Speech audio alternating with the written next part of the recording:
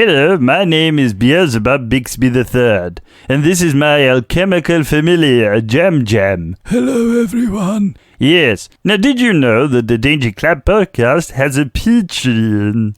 And that has exclusive content and rewards for all of you daredevils. You can hear more from me if you like. You'd like that, wouldn't you? Yes? Then head on down to the Danger Club podcast Patreon. Jam Jam, away! Previously on the Danger Club podcast. I can summon the circle, but I need your help. It's only been 1 hour with my bestest friend. How long will you be staying with us? Until we get to the end of this menu, at least. Do you have yak's milk, yeah? Madam, we have the yak! Drinky. See, Barbara, this is why you should encourage speaking to Fulton. Mackenzie's gone. You don't have a few gold, do you? You okay, Baba? Yeah, old friend. No, we are in space. The adventure continues now.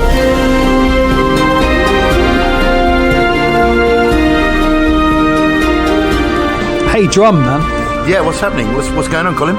Oh, bro, you know, I don't remember what episode this was, but it was about 6, maybe 10 episodes ago. I brought up a rapper called Tim Dog. Do you remember this? Oh, yeah, I remember. Yeah. And you said, he's got a really high voice. And I was like, no, he's got a really, really low voice. Now, I was listening to a hip-hop playlist the other day, right? Yeah. And I looked down to see who this rapper was who had quite a high voice, and it said Tim Dog. And I was like, no, this is not Tim Dog, right? I looked it up, and there's a couple of playlists where this song by a guy called Original Flavor, and it's called Can I Get Open? I love that tune. That's one of my favourite tunes of all time. Yeah, right. Okay, that's probably the song that you've heard, and it's been on a couple of playlists under the name of Tim Dog, but it's actually by a guy called Original Flavor. Right, okay. Well, Original Flavor are a band, right? A band, sorry, yeah. By a band called Original Flavor. They were threesome, man, yeah.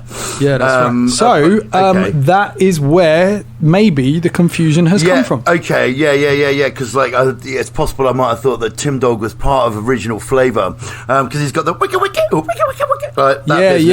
it's so cool. It's some of the best rapping you can possibly hear. Original Flavor, that whole album, Original Flavor by Original Flavor, is just amazing. I love it so much. Yeah, I was so confused. I was like, oh my god.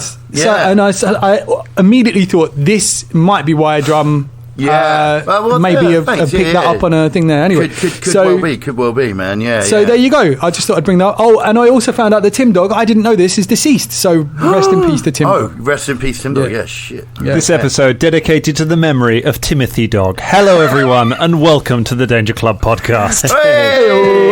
I kind of felt like I was a mate sort of asleep on the back seat while Colin and Drum had a conversation. I was sort of half listening to and didn't really understand in the front seat, but that was great. Yeah. That should be on Danger Recall.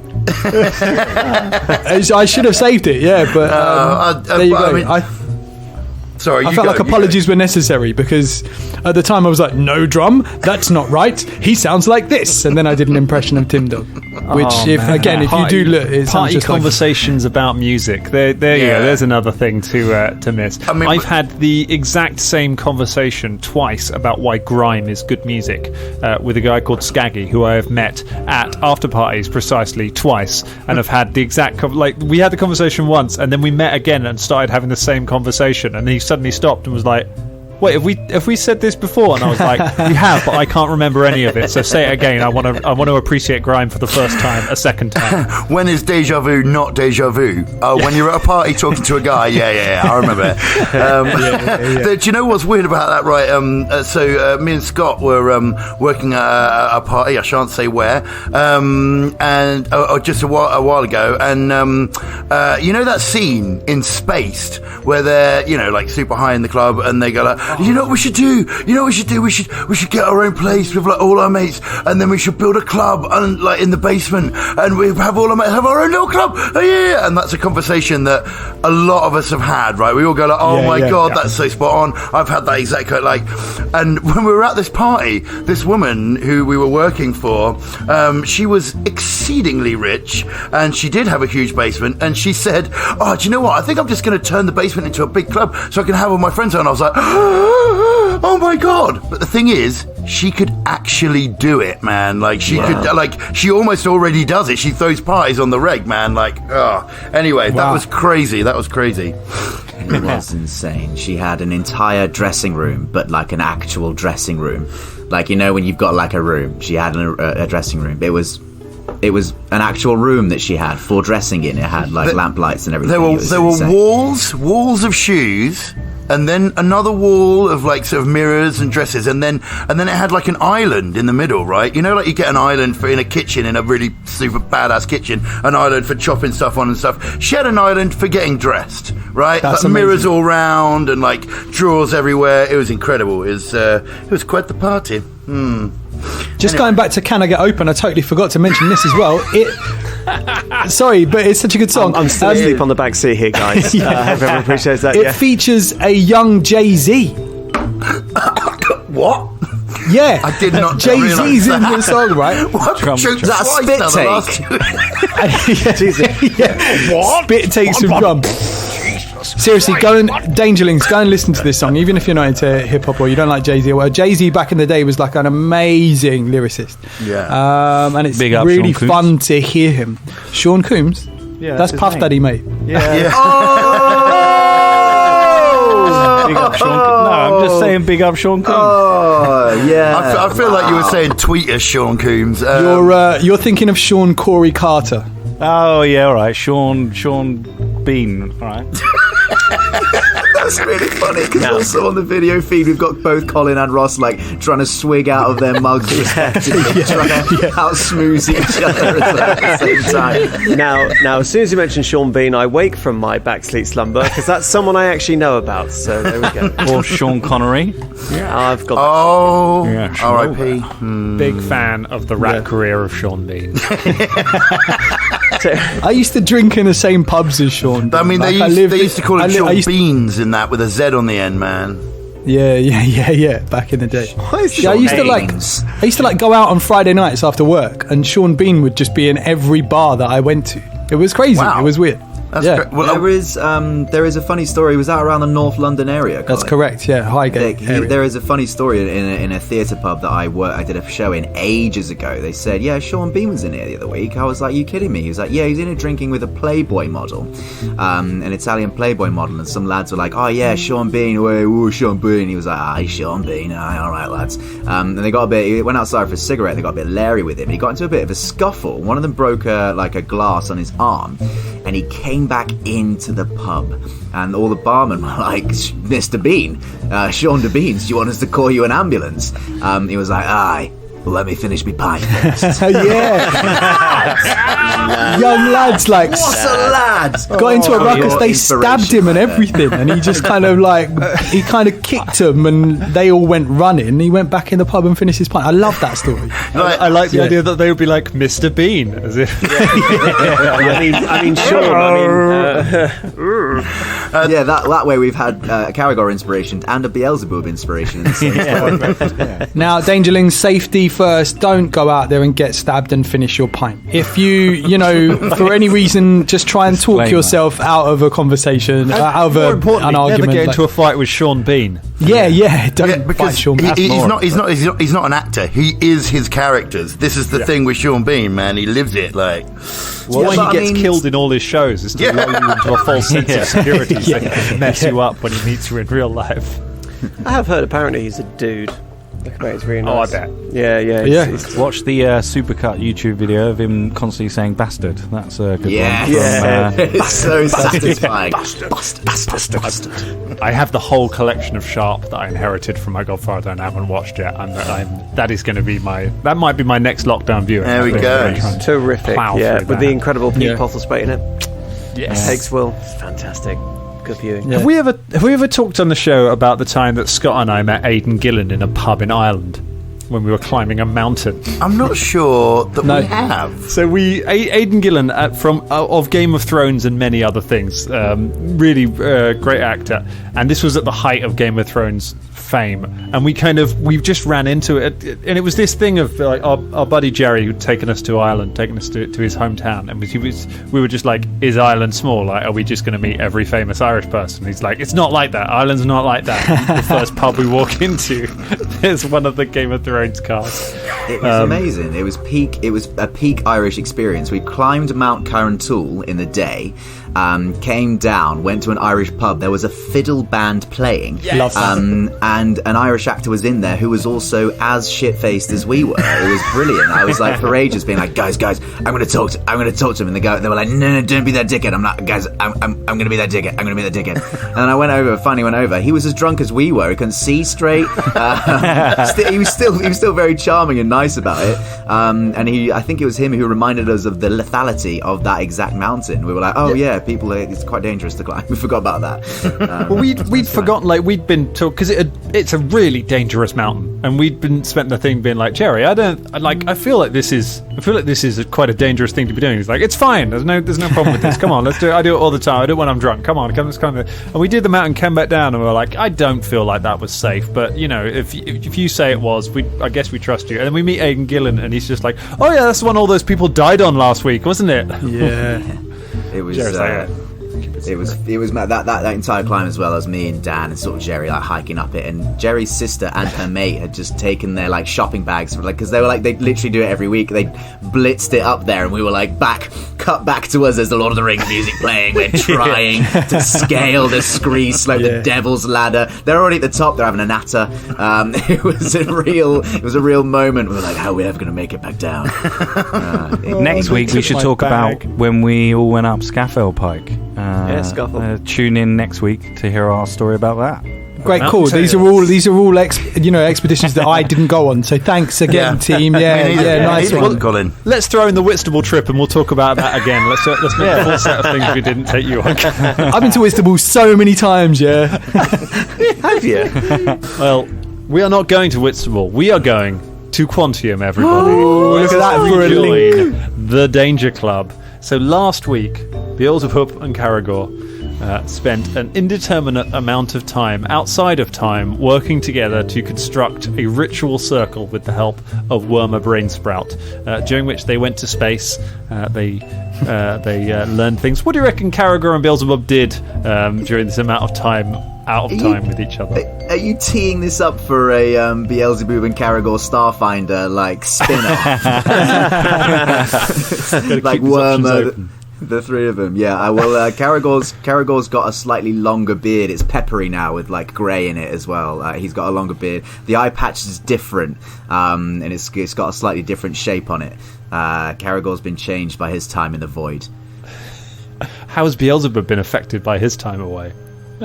He's happier now, thinking that he's got a really good friend in Caragor. And that's about it, really. That's all this. Sorry, I forgot. Yeah, we bought. Sorry, I forgot. We bonded and shit. Yeah, I can't remember. Yeah, over the corpse of an alien. Like we did that bit. It was hooked on a feeling, and we had that whole. They sung into a little rat alien. That bit happened. Interesting. Everyone just processes that image. Just like, I think, yeah. But I mean, Beelzebub was quite competent, and that's the thing. Caragor's been a bit unsure about Beelzebub until this moment. Beelzebub was unerringly competent in that thing, which was kind of a surprise to Caragor. I guess seeing Beelzebub in isolation might be less scary than seeing him in a group setting. And Caragor's maybe thinking that his alchemical process and the crucible that Beelzebub is cooked in might need a lot of people around in order to be a dick, and maybe when he's by himself you can isolate him down to his individual components, perhaps. I mean, I think that's a very long-winded way of saying Stockholm Syndrome.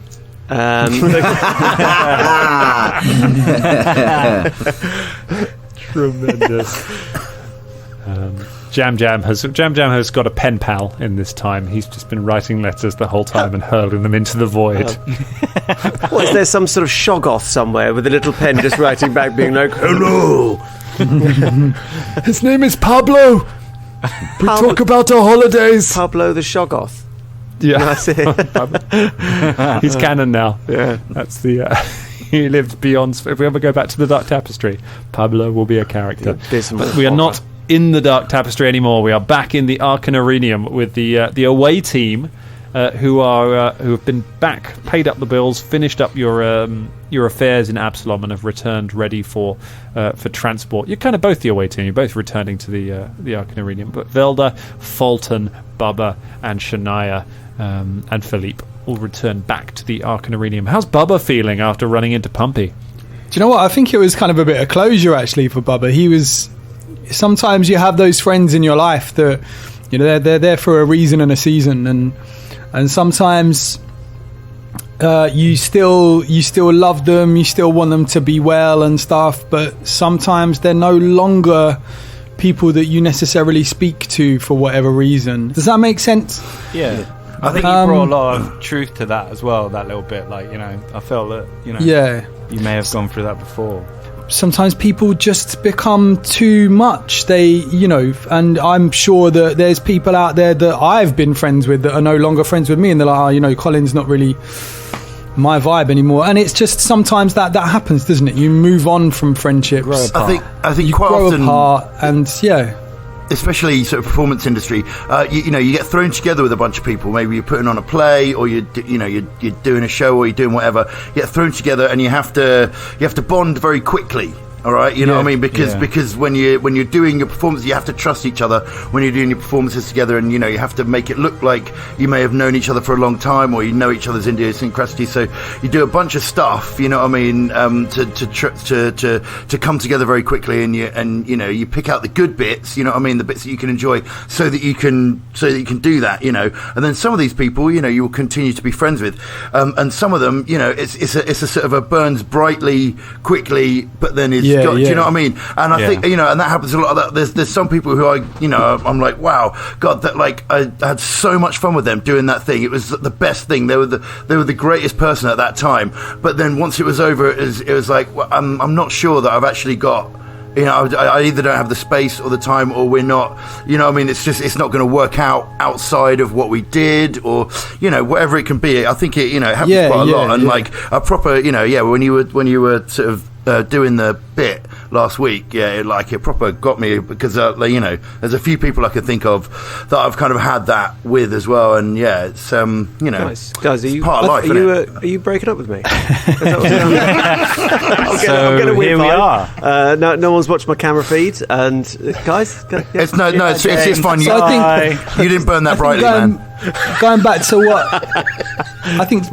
what my kind of thought process turned into, I think Pumpy for Bubba was one of these people that kind of they started off really, really good friends, and like you say, it burned brightly for quite a short time, Drum, and I think since then Pumpy has just kind of got into a bunch of stuff that maybe Bubba would never get involved with, and she's the sort of person that can take from you so much, and there's only so much you can lend money and lend things to someone before you start realizing that they're never going to pay it back.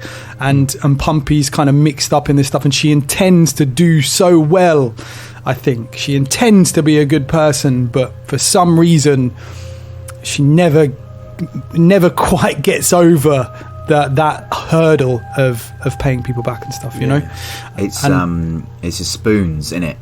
Spoons is what I apply to sometimes people, but a lot on like sort of interior wellness and mental health. Like, you start the day with a certain amount of spoons and you hand them out when you go to work, when you do a taxing thing, when something's stressful, dealing with a friend who might be going through something awful as well, like trying to help someone out who needs a bit of help. You spend your spoons, and at some point you come to only so many spoons that you have left at the end of the day. You might have to reserve one for yourself, or you might just need to get in bed. And if you run out of spoons, you run out of spoons. Some days you wake up, you don't have so many spoons. Some days you wake up, you've got loads of spoons. But you can get spoons back from other people, maybe, if they're nice to you, but you still only have a finite amount of spoons. Yeah, Dan, where's my fucking spoons? Get your spoons back, Ross. I liked as well, because of course sometimes, I think we're all guilty of that, but we've had it before, because she mentioned the nostalgia. And people do when you go through tough times, maybe, or you start thinking, oh, can we go back to that? Actually, that was quite good. It's like, whereas of course, if you were in a better position and Bubba's coming from a position of strength, being like, nah, that's done. Like, I'm okay. That's sort of in the past, and that could be quite. That's a spoon right there, having to deal with that. Yeah, I think genuinely wants Pumpy to be okay as well, you know. But his energy is. I think I use, Scott, when you use the spoons, I use battery chargers and battery drainers. And some people are battery chargers, some people are drainers in your life, and Pumpy for Bubbers is definitely a drainer of his battery, you know? Yeah. And we would know firsthand as well, having watched Velda do his own draining of his own personal yeah. To it. Oh, drainy Velda. Still not on board with that. No. Sorry, this has been quite a big preamble, hasn't it? It's been good. There's some good stuff, and we've all experienced it. We've all got friends who we love very much, but just occasionally will ask us for money. Patreon.com. Oh my god! Jeez. Let us be your Pumpy scripts. Let's pick things up with the Danger Club outside of Wormer Brainsprout's office. So those of you who've been away, you are as drunk as you were before. Like you've been drinking for most of the day. Yeah, I feel like it's a different drunk though. I feel like once we bumped into Pumpy Scripts, we went into more of a sort of a mournful kind of like, remember it. Do you know what I mean? Somber drunk rather than like party drunk. Also, they're supposed to go take 24 hours, so I presume we have gone to bed at some point. Like we have not just 24 hours. Otherwise. Yeah. This is going to be an interesting role play right now. This is sounds that I've made. Talking our way through every encounter. All kind of packed and ready to go for your... I'm kind of imagining the club there with like suitcases and like boarding the flight. Yeah. Waiting outside. As you open the door, Karagor and Beelzebub look tired. Like some time has gone on. I like your new iPad. The room is just... There are candles everywhere in different sconces and just bones and things hanging out. And there is a circle drawn in the middle of the room with loads of arcane symbols all around it. And it has a faint glow to the circle. Wormer says, "Everything is prepared." Good. Well done to all of you. Karagor, how are you feel? You look different to me. I've seen things you people wouldn't believe. Yeah, narwhal shells on fire off the shoulder of Shellin. Sea beams glittering in the reflection of Beelzebub's jars. All those things will be lost in time. like yak's milk down the udder of a multicoloured yak. Time to go to next. Time to go. Considering that you have been through all of this for us, and you look tired and world weary, and you have become philosophical, which is weird for you. So I have brought you something. And she hands him a big bowl of yak's milk. I thought that maybe this could help make you feel better. And then she shyly walks off. I remember there was a time. There was a Karagor that drank this yak. Is that Karagor still here? Karagor uncorks it and drinks the entire yak's milk and then corks the bottle again and goes, Yes, he is. Did you bring one for me? Because I've been, working really hard as well. I could do with the yak's milk. Who are you? Yes, we brought you this, and Velda hands him his half-finished anal juice that he had left over from yesterday. Carrying since yesterday. Thank you. Thank you. He gulps. Do you not remember, Beelzebub, when we passed that place that had the four-armed tiny things on it that looked like there was some kind of cute XP for another race, perhaps? Do you not remember they gave us some of this? Do you not remember they chittered? Some were green, some were blue. Oh, yes. Forearms. Yes, I remember. Yes. Remember, Beelzebub. Remember. For we're just memories haunting meat ghost skeletons. That's all we are. Yes. Yes, I must say I'm very surprised at how different you are, Karagor, and how remarkably similar you are to when you were Beelzebub. You don't seem at all different. Nothing at all. Nope. All that's different is me and Karagor are the bestest of friends. Oh, are you? Bestest of friends. Bestest Several of friends. timelines, This must be true in several timelines, for there is an infinite cosmos which is always expanding at a rapid rate.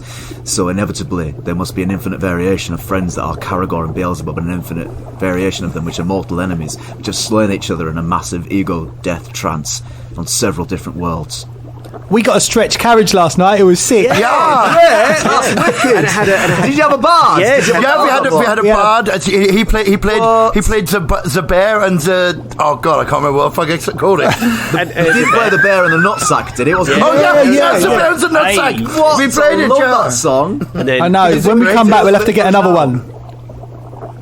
The bear and the nutsack, they did a spinny game.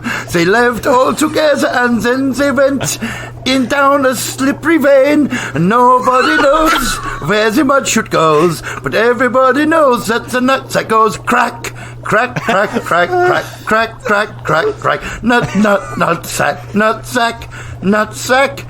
Do you know what? I wasn't sure. Is anyone else slightly uncomfortable when that bit of the verse comes along? That was amazing. It's my favourite thing. It's only a song, Velda. It's only a song. I love hearing about nutsacks crack. I think it's the most wonderful sound. Cracks in nutsack. I mean, it makes me cry like a sort of milked yak.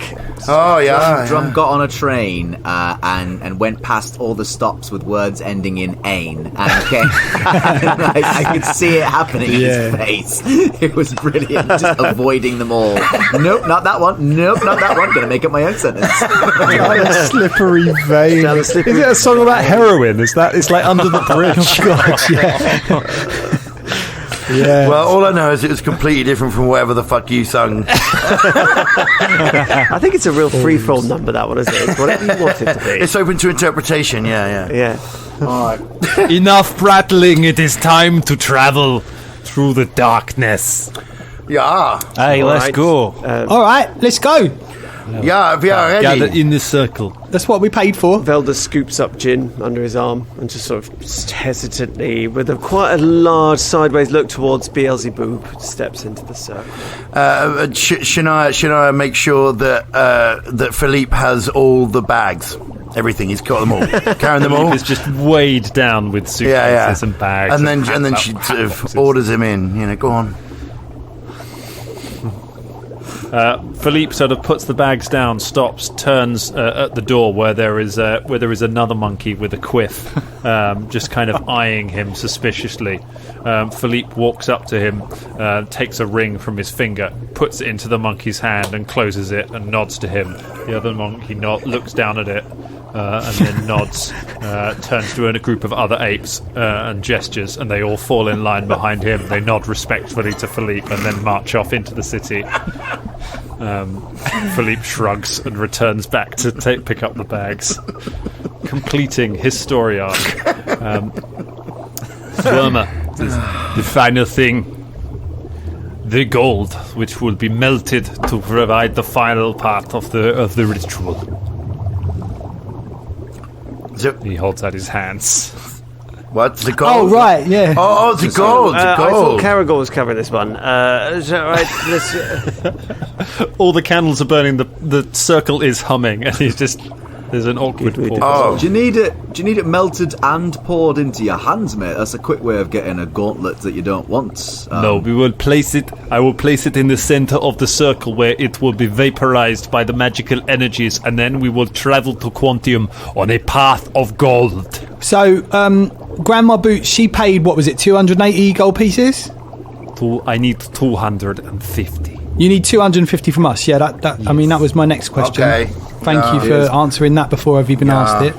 Here's my 50, and luckily there are 6 of us, so we shouldn't have to pay 50 each, should we, Fulton and Beelzebub? Okay.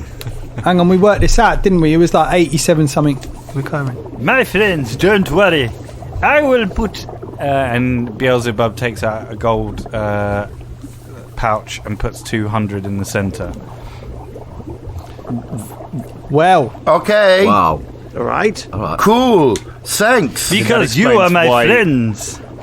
It explains why Beelzebub is so terribly geared. Thanks, Booby. That's great. His name is Beelzebub. His name is Beelzebub. And several other different dimensions as well. Okay, Beelzebub. So, we only have to pay 10 each, do we? No, nothing now. No, he's only put 200 down. We still need to put a 50. But Caragor paid 50. No, I didn't. I got it out. Oh. I saw a vast amount changing hands, and then I quickly reshuffled my change. Okay. All right, so it seems like a there you go. There's 10 gold. And Velda puts 10 gold in. The room is just sort of shuddering lightly as the ritual magic builds. By the way, while we're talking about money, I paid for the stretch carriage and the soggy biscuit last night. I'm just saying. Hang on. Okay. I paid for the soggy biscuit. Did we pay twice? Hang on, I also paid for the soggy biscuit. We paid that place 3 times. Oh my god, we were so drunk. That was terrible. Do you know what? I was quite drunk. I was. Do you remember the speech I gave to all of the little the urchins? No. No. You told them to overthrow the whole city, to claim it in your name. No, you did that. You tried to tackle me in my speech, and no, again. Sorry about this. Oh yes, there's your gold. Ritual. Yes. Okay, here you go. We are all of us still paying for the soggy biscuit. Do not Google it. Now hold hands, and we will see how well the final preparations were. Beelzebub, please roll a craft check. Ooh. Can I inspire courage? No, you don't need to, mate. It's there's a 19 on the die. Nice. So that is 30. This is it's a 32. Gone to 32, the same as last time. Very good. These rolls will affect his he's going to make the roll for the ritual, and basically your rolls will give modifiers to his roll based on how good they are. Caragor One Fang, please provide the coordinates for where we are traveling. Give me a survival check. 25. Nice. 25. Very good. Then it is time for us to travel. He holds his hands up. The room shakes. The candles flare. Everything goes dark. The circle begins to hum and pulse and go until it builds, until the walls of the room seem to just drift away. They seem to just disappear and recede into the darkness until all you can see is the circle and all of you standing within it. Wormer continues to chant and raise his hands up. The gold in the center of the circle melts and just spreads out across until there's like a lattice work of just gold beneath you, which begins to glow. And he makes his roll.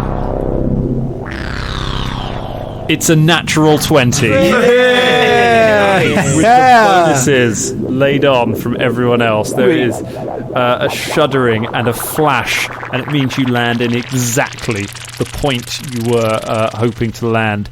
There is a shuddering, and suddenly you see the walls returning towards you. However, they're not the same walls that they were before. They're large, reddish stone walls with intricate carvings on them all over, of different scenes of adventure, of figures battling strange creatures, and they all kind of pull back around you, but don't pull in so close. You're in a much larger room now. And slowly you see shadows beginning to appear out of the shapes on the wall, and they begin to coalesce around you and begin to take form as you realize there are many people suddenly gathered all around you.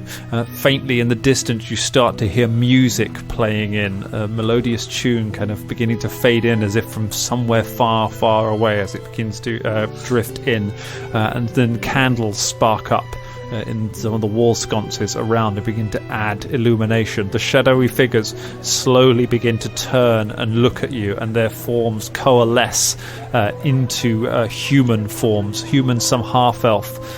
Occasional dwarves begin to form around them. They are wearing flowing dress, lots of gold, lots of bright colours. Many of them are holding drinks.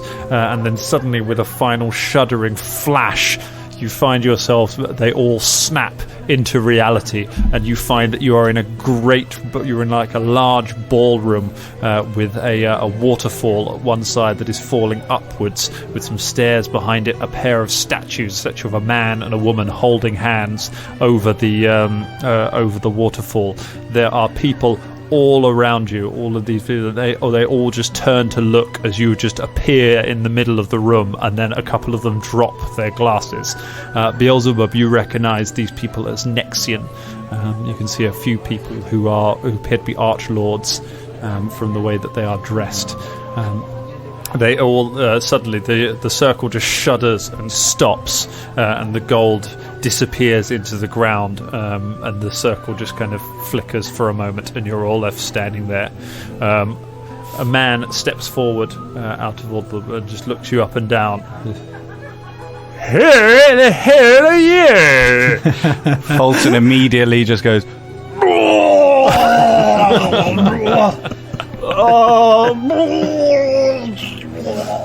Caragor goes, aye, we're the Danger Club, and it's about time. Cosmic nihilism nailed it. It is I, Beelzebub Bixby III. I have returned to my people.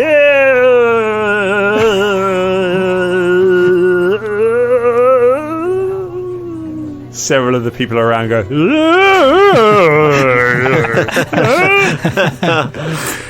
oh, I see. Hello, everyone. Yeah, okay. Oh, these are going to be some long episodes. Strap yourselves in, day chillings. It's going to be a sound extravaganza. does anyone else feel sick after the travelling? Do we feel sick, Dan? It is a bumpy ride. Yeah, it is you've basically been on a roller. You feel like you've been on a roller coaster. I mean, I was feeling kind of okay until I realized that we are in Nex. Yeah, and what that means. But now I'm starting to feel a bit queasy. Yeah, okay. Yeah. Oh, cool. Oh, cracky! It's coming on, isn't it? Oh, cool. Yeah. Oh my God. Somebody fetch the host of the party. He's being sick and affair. Dan, are we... can Beelzebub make a knowledge local to see where we are? If I recognize a society, or if you've got a law skill associated with it. Cool. That will be a society check, so that is 26. A 26. You recognize this building. You have been here yourself when you were very young. This is Nexus House. It is the Pathfinder Lodge here in the city of Quantium. The only times that you have been here is for an event called the Princess Assembly, which is a high society ball that is held here once a year. Where the great and the good of Nex come together to kind of raise money for charity and to keep this tradition alive. You get the feeling maybe this is where you are. Is that what's happening at the moment? This prince. You suspect, like, that's the only time you've been kind of taken. You were maybe taken there by your parents when you were young, as like, come on, we have to go to the gala. Yeah. But this is the only time you ever remember going there. So if there are lots of people here, this looks like a party, and that's the only party you've ever been to in this building. Cool. I'll relay this to the team. Yes, fetch the Archlords. Oh, my father. We must speak right away. A figure makes her way through the crowds. It is a halfling. She is covered in gold jewellery and is dressed in the Nexian style.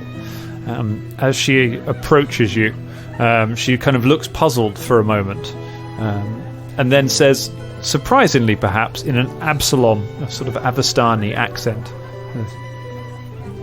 "Hello. You appear to have appeared in the middle of my party." I'm terribly sorry. These are my friends, the Danger Club. We didn't realize when we were transporting here that it would go into the center of this party. Sorry. I did. I knew that. I pinpointed the coordinates. I didn't know there was a party going on at the time. But yeah, sorry about that. We didn't land on anyone and transform them into amorphic goo or anything, did we? No, you landed in the middle of the cake. There is cake splattered all over the do you know what? I was wondering what this was, and I was just pondering why I was covered in this stuff, but it's cake. That's much better than what I thought. Hey, to be honest, we always covered in something, to be honest, a lot of the time. Whether it's poo, wee, cake, blood, mud, cinnamon. Yeah, apologies, I guess, for breaking your cake. We did not know there was a party going on. Would you like us to bake you a cake? Or? Yes, bake me a cake. Please, Ambassador, says the halfling. We will see to it that your cake you are recompensed for your cake. What is your name, young lady?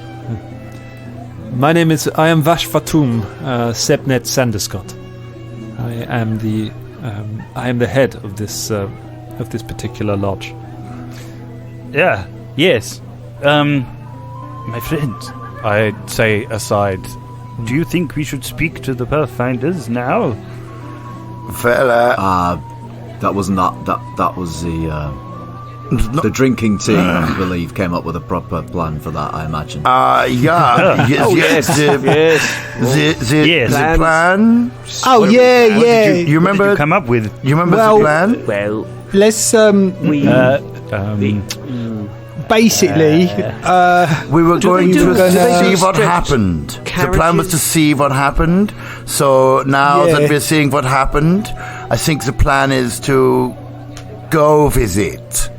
yes. improvise, Exactly. try and charm them, and if that doesn't work, then Fulton gets his act out. Yes. There was a very. I guess for the moment, maybe. Vash, it's a pleasure to meet you. Perhaps maybe we can go somewhere more privately to have a chat. We apologies for having interrupted the party. Is this? Do you have an office or something we can go to? She smiles and says, "Please, my name is Sednet. Vash Fatum is my title." I'm sorry, I'm not aware of the ways. Vash Fatum means venture capital. Oh, I see. Okay, sorry. Setnav. Well, it's a pleasure to meet you. May we go to an office? I think you best. When Caragor hears that the drinking team spent 24 hours and they came up with a plan to improvise, Caragor starts muttering, "I see you," brings his hand up to his face and then sort of whispers, "No, newfound cosmic wisdom. Let it go. This has all happened before and it will happen again." And just breathes out. Beelzebub goes with it. Beelzebub looks at Caragor and nods and goes, Yes, I see them too. Yes. Yes. Yeah. Yes. Yeah. Do you want a moment? Should we just leave it to it? There are no moments. Everything is an encapsulated moment of time. One moment stretches into 1,000 Velda. You of all people should know this. 1,000 Veldas? No, it's not what I said. 1,000 Veldas. No. I wasn't turning you into a clone army. I think that's a marvellous idea. Imagine That's weird. Imagine what 1,000 Veldas could do. Probably not very much. Pablo, on my holiday I went to Nex. Caragor was strange. How is your dog? Sebnet leads you out of there through the party. As you are going, those of you who are around, you kind of, as you're looking around, you notice the vomit on the floor and on Fulton's shoes.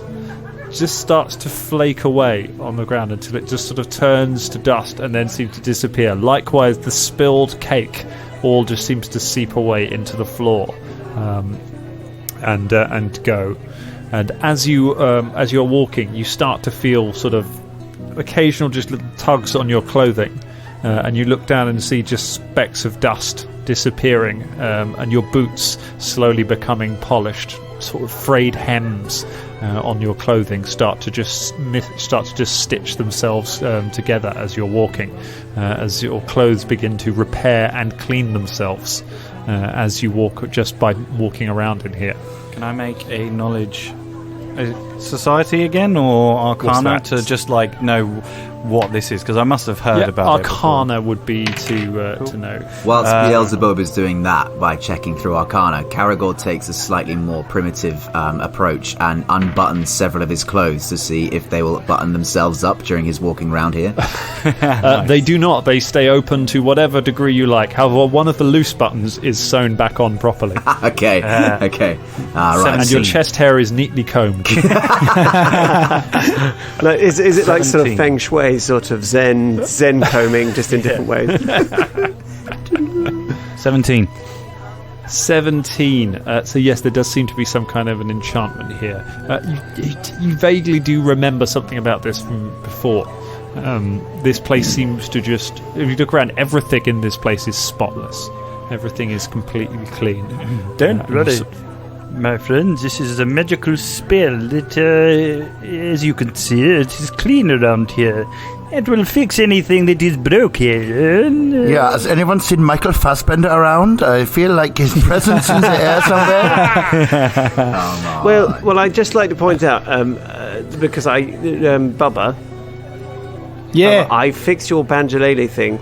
You did? I'm so glad I bothered to prepare mending this morning, because somebody didn't point out that we're coming to a place which literally mends everything just by default. So thanks for that. Hey, Velda, have a look at Bubba's instrument. Let's have a look. Oh, yes. No, he's already done it. No, he already fixed it. That's what I mean. I fixed it. I see. I sat there with I'm sorry. I'm still so drunk. I know. Shania, do you want to break it again and then see if it fixes it again? I was just going to say, actually, we could just smash it again and see if it fixes itself. Oh, that's not a bad idea. I'll tell you what, hold on. And Bubba takes his friendly claws and then rips Velda's like shirt across the front. What the what are you doing that for? That's not your banjo. No, look, watch. It slowly begins stitching itself back together. Look at that. Well, thanks for that. Yes. See, now I repay the favour. Your clothes are fixed. It's stitching, so it's not like good as new. There's now like just stitched clothes. Thanks. Shania gets a bit carried away, takes her scythe and like cuts a huge thing in her arm, going to see if it'll heal. Blood just splatters around. Oh my! What are you doing? It doesn't work that way, Shania. It's yeah, it's just for like sort of just clothes and not. It doesn't. So now I'm going to be bleeding. I need to put some bandages on this then. Yeah. This place is funny. She wraps it up. That's kind of cool, though, isn't it, Velda? You know, you forever now. When you wear the things that you're wearing, you'll have like a Bubba claw. Brilliant. You can think of me, and I'll think of you anytime I play this instrument. That sounds like a fair exchange. Yes. Beelzebub just stops the whatever her name is, the lady from Sebnet. Yeah, Sebnet. Yeah. From just hold on 1 moment. I turn around to the rest of the Danger Club and go, now, last time we talked to the Pathfinders, we got in a spot of bother. Are we going in there to talk about... No. We're not going to talk about the things that we're not going to talk about, okay? I think we are here to look at the book, so we're going to ask about that, yeah? We just need to get to the place. Yeah, but I mean, it'll likely turn some heads, so we are going to have to explain a bit of it. Be prepared for some questions. I love questions. Right. Questions are my favourite. Questions is what they call it on Silgar 4. Oh, I see. Yes, they do. Been in space. Been in space, mate. In space. Come then, she says. That you will find secrets are very hard to keep in Nex, but perhaps you will do better. Nonetheless, I am here to. If you are here on business from the Pathfinders, then I am here to help you as much as I am able to do. You are very welcome while you are here. This is the Princess Assembly. It is a social occasion that occurs every year when the aristocracy of Nex descend upon this place and scheme and eat hors d'oeuvres and dance. I rather enjoy it, but I know that the servants rather resent having to put on an event for people who do not show us any attention during the rest of the year. But nonetheless, the lodge takes care of most of the catering for us, so it doesn't take too much work. Well, that's quite fitting, actually, milady, because we've got another princess who just happened to join you. And then Caragor pushes Shania forward a little bit. It's Shania, princess of the Rain House. Dead fancy. So that's nice, isn't it? You guys can bond now. Yeah. I am. She's sort of looking back, slightly confused, realizes what he's doing, and says, Caragor's beaming happily. Yeah. I am also a princess. I need some assembly. Can you assemble me into being a princess? How exciting! I've not had a princess of your people here before. No, we don't often, because people don't like us. It is we never really have any princesses themselves here at the party. It is named after Princess Ganje, and she gestures to one of the statues. So there are two statues. There's a man and a woman holding hands over a waterfall that flows upwards to the ceiling, and the stairs kind of curve around the statues and go upstairs further on. Everywhere, all of the walls of these buildings are carved with patterns of different telling different stories and things, and there are tapestries and various artworks hanging around. It is very lavishly decorated. Adolphus and Ganje were two of the very first Pathfinders. They established this lodge a long time ago when they settled down from their adventuring to become lovers. The rumours say that the statues react when true lovers pass by them, but I think that is probably just a story. Caragor completely misses that and goes, Hang on a minute. So it's called the Princess Assembly. Yes. But there are no princesses here, and you don't actually do any manufacturing, in fact. No, not an assembly, is it? People are assembled together. Caragor, shakes his head and steps back. It's just so weird. Don't understand. Caragor, what would you expect a bevy of princesses to assemble? Some really nice stuff, maybe peace for the nation that they're under, perhaps solve a few wars, maybe do a bit of the dancing like princesses would do. Like some food banks, something like this, something that helps the poor, or maybe there are like traps that have been left around that have just been there for years and years, and no one knows that they're there. They can untrap the traps, take them away, because they are dangerous. You're expecting members. I know lots of children have lost legs to these. To go out and give food to the poor and to disarm traps from dungeons that have been previously rather sloppily sort of cleared by adventurers.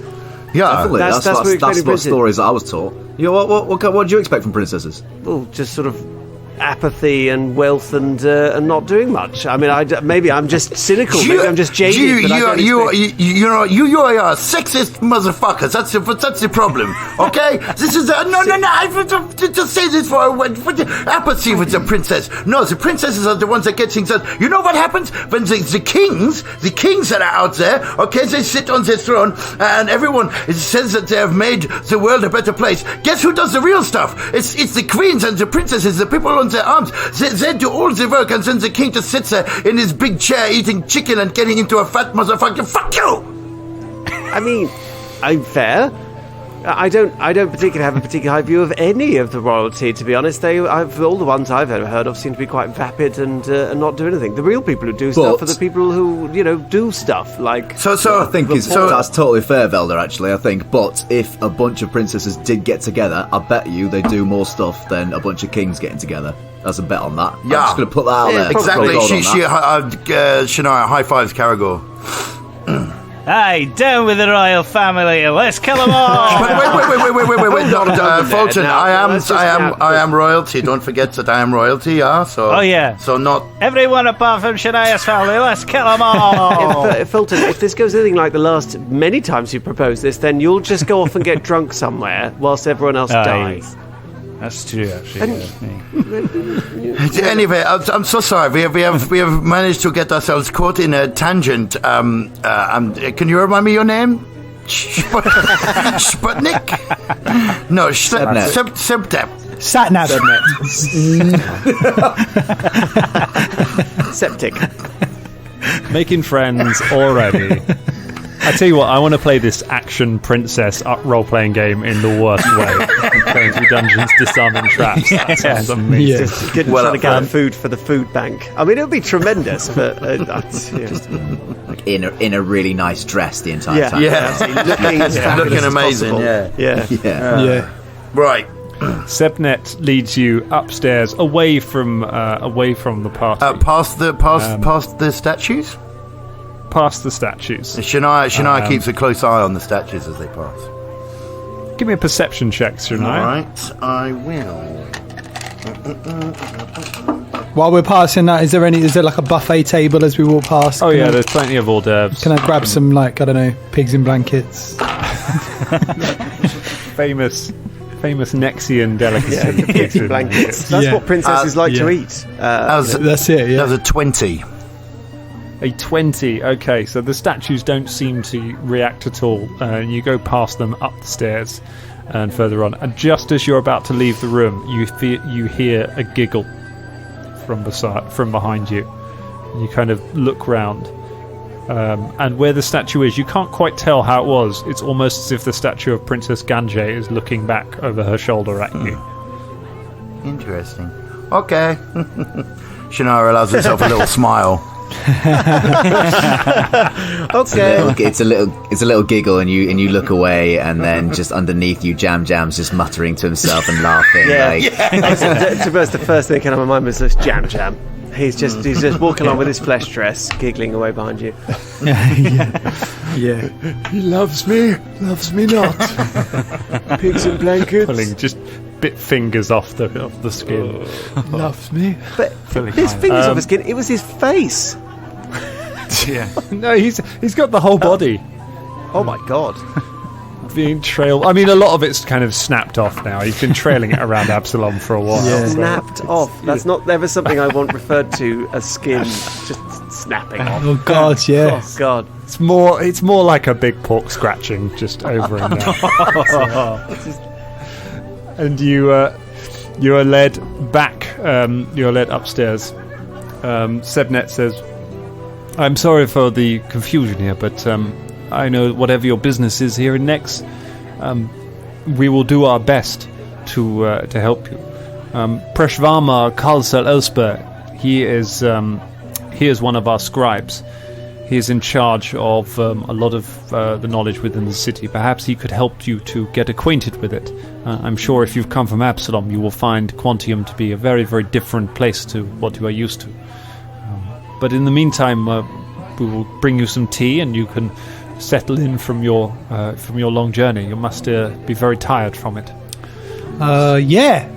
Yes. Well, actually, the journey was rather swift, but quite brutal. Yeah, it was quite instantaneous, to be honest. Sebnet, do you know, have you seen my father at all? Who is your father? I announced myself when I was in the room. Beelzebub Bixby III. His name's Beelzebub as well. The second. Beelzebub Bixby III. You look up. You see an archlord of Nex, a human with swathed back hair, wearing fine robes, looking like an older version of Beelzebub. He has a tiny little man, but with like perfectly formed features, sitting on his shoulder, looking down at him, and is. "How dare you ever come back here? I said I had no son." Beelzebub's just looking at the floor. And that is where we leave it for tonight. Oh! Wowza. Nice. Beelzebub's dad, eh? Yeah. Beelzebub's dad. So his little thing, I said to Dan, I was like, oh yeah, he's kind of like Charles Dance. And that's what Dan came up with. Played by Charles Dance. Yeah. Talking of fathers, I've got a father thing on my T-shirt, actually.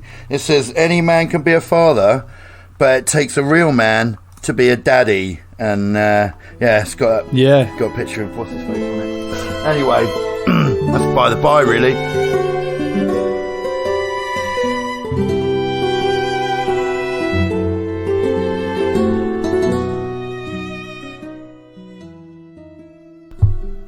My name is Caragor One Fang, and I never lost fight to man nor beast, apart from the dead lady, apart from the demon dogs. I want to say thank you to all our patrons who've helped make this week's episode what it is, but especially thank you to our Dangerling of the Week, Stephanie Muniz. Thank you, Steph. To become a Dangerling of the Week, go to patreon.com/Danger Club Podcast. I see you, Steph. I see you.